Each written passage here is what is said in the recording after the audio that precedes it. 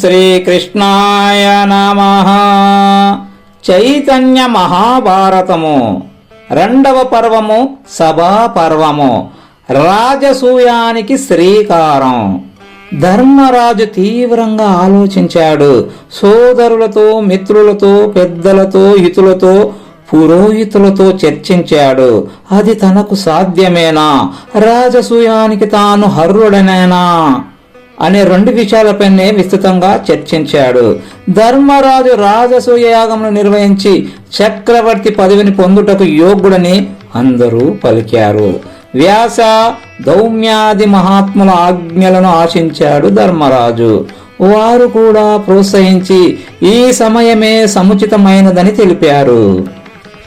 అందరి అభిప్రాయాలను ఆలకించిన తరువాత స్వర్గంలో ఉన్న తండ్రిని తృప్తిపరచుటకు, రాజ్యంలో అభ్యుదయాన్ని సాధించుటకు రాజసూయాన్ని చేయాలనే నిర్ణయానికి వచ్చాడు యుధిష్ఠిరుడు. ఈ మహాయజ్ఞ భారాన్ని నిర్వహించుటకు శ్రీకృష్ణుడే ముఖ్యుడని భావించి శ్రీకృష్ణుని వద్దకు దూతను పంపాడు.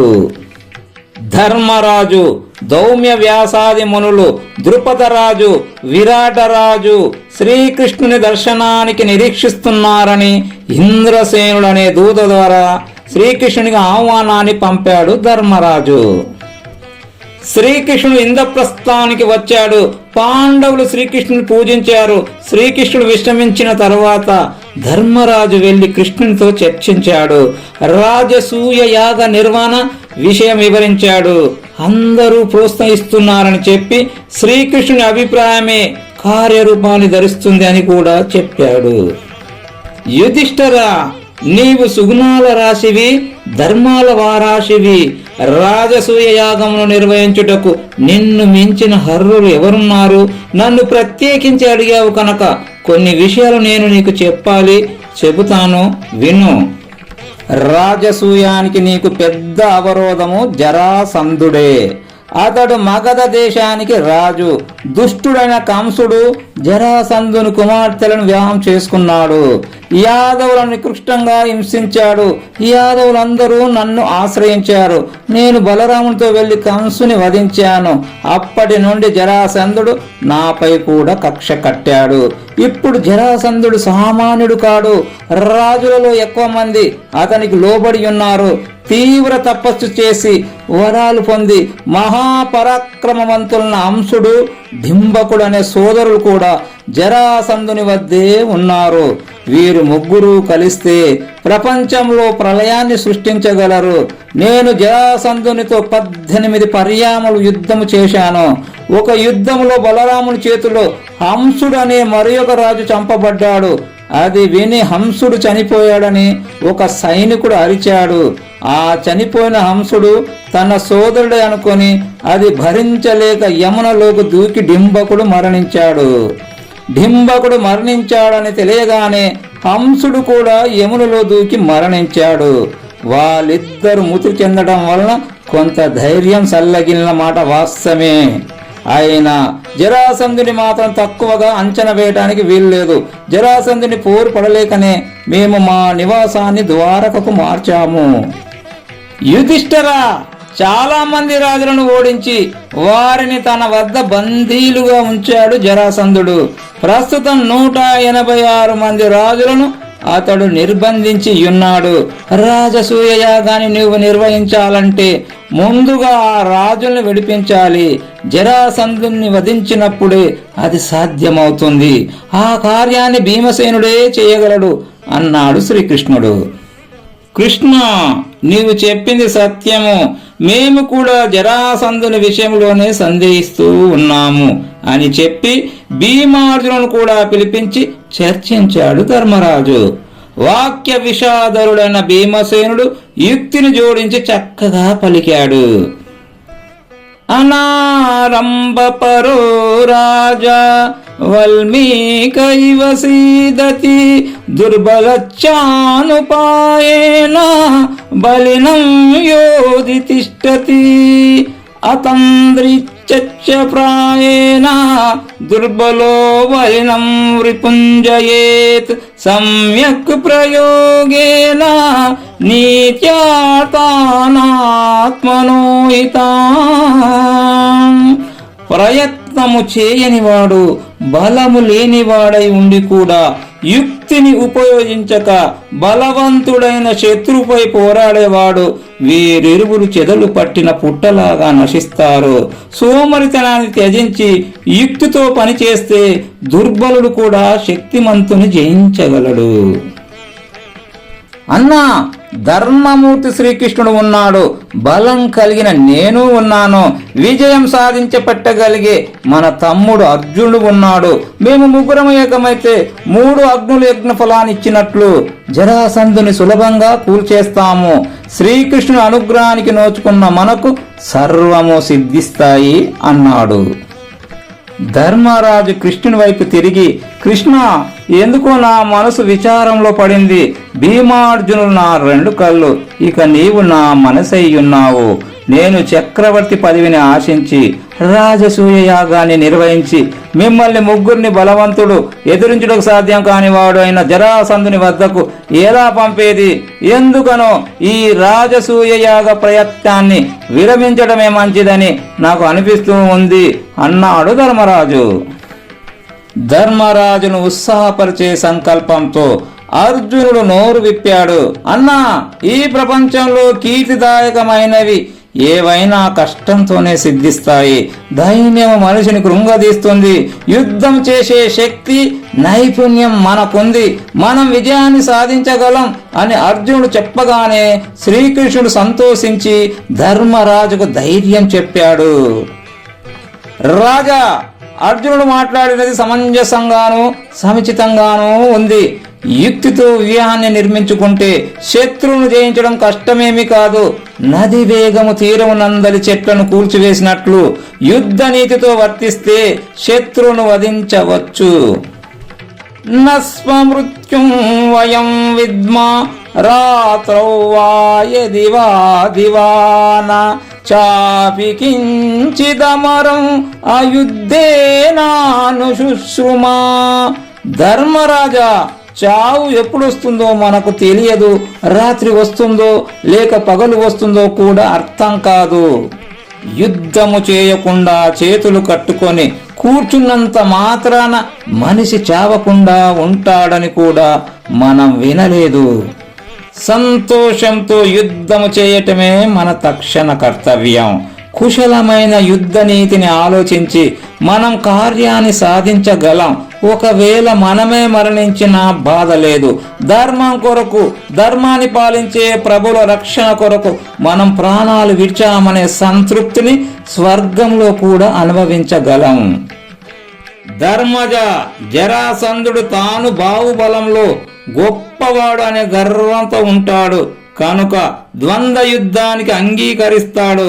చూడు, యావత్ ప్రపంచాన్ని నశింపచేయడానికి ఒక్క యముడు సరిపోయినట్లు జరాసంధుని వధించటానికి ఒక్క భీముడు సరిపోతాడు అని కృష్ణుడు చెప్పగానే ధర్మరాజు ప్రసన్నుడయ్యాడు. భీమార్జును పరమోత్సవంతో చెలించారు. జరాసంధుని వధించుటకు అందరూ సిద్ధపడ్డారు. పాండవానాం భవాన్నాతో భవంతః చాసితా వయం. కృష్ణ, మాకు నీవే దిక్కు, నీవే దైవం.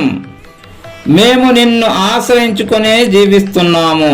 నీ కృపతో జరాసంధుని సంవరించి రాజుల్ని విడిపిస్తాము.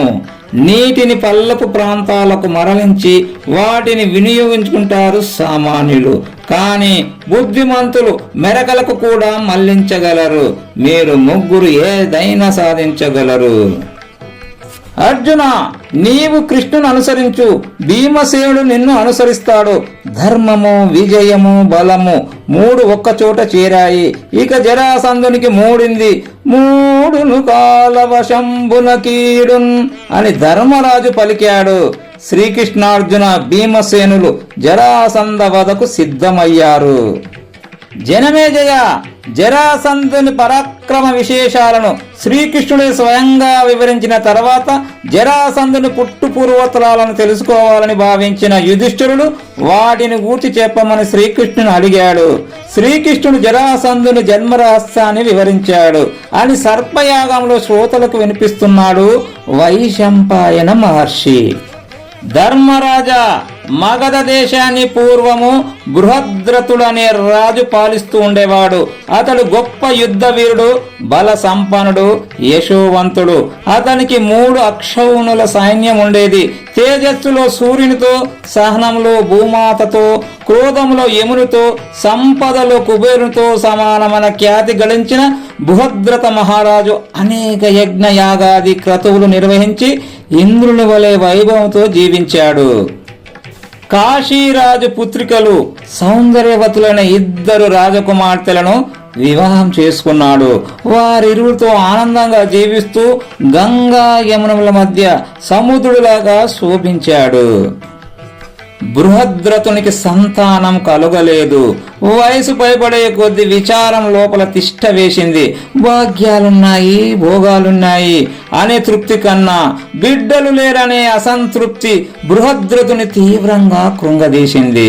సత్కార్యాలు ఎన్నో చేశాడు, దాన ధర్మాలు ఎంతగానో నిర్వహించాడు, అయినా సంతానం కలగలేదు. ఒకనాడు కౌశిక మహాముని మగధకు వచ్చాడు. నగరం వెలుపల ఒక మామిడి తోటలో చెట్టు క్రింద ఆ ముని విశ్రమించి ఉన్నాడని తెలుసుకున్న బృహద్రథుడు 2 భార్యలను వెంట పెట్టుకుని మహర్షి వద్దకు వెళ్ళాడు. భక్తితో నమస్కరించి శ్రద్ధావంతుడై సేవలు చేశాడు. కౌశికుడు సంతోషించాడు, కుశలం అడిగాడు. బృహద్రథుడు విచారవదనుడయ్యాడు. మహాత్మా, భగవంతుడు నాకు కావలసినవన్నీ ఇచ్చాడు. మీలాంటి మహాత్ముల ఆశీస్సులు ఉన్నాయి, కానీ నాకు సంతానం కలగలేదు.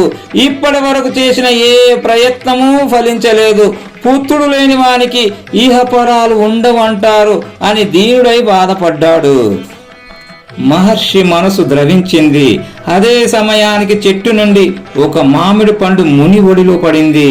దానిని మంత్రించి బృహద్రథునికి ఇచ్చి, రాజా, ఈ ఫలం వల్ల నీకు పుత్రుడు జన్మిస్తాడు. నువ్వు విచారం లేకుండా ఉండు. నీ బిడ్డ గొప్ప వీరుడవుతాడు, యుద్ధ నిపుణుడవుతాడు అని ఆశీర్వదించాడు కౌశికుడు. బృహద్రథుడు మహర్షికి నమస్కరించి తిరిగి అంతఃపురానికి వచ్చాడు. మహర్షి ఇచ్చిన మామిడి పండును భార్యలిద్దరికి ఇచ్చాడు. వారు ఆ పండును 2 భాగాలు చేసి సమంగా భుజించారు. వారిద్దరూ గర్భవతులయ్యారు.